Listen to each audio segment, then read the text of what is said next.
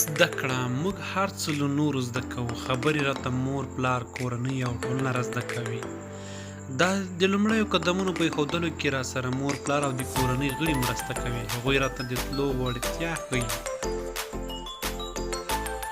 خو آیا پوهیږئ چې موږ له ځانه څه زده کوو؟ ان په کوچنیوالي کې هم کله چې د تلو وړتیا پیدا کړو له غورځېدلو سره سم بیرته پورته کیږو. دا بیرته پورته کېدل یو درس دی چې د ژوند هره ستونزې په مقابل کې پورته کېدل او مبارزه پکار ده.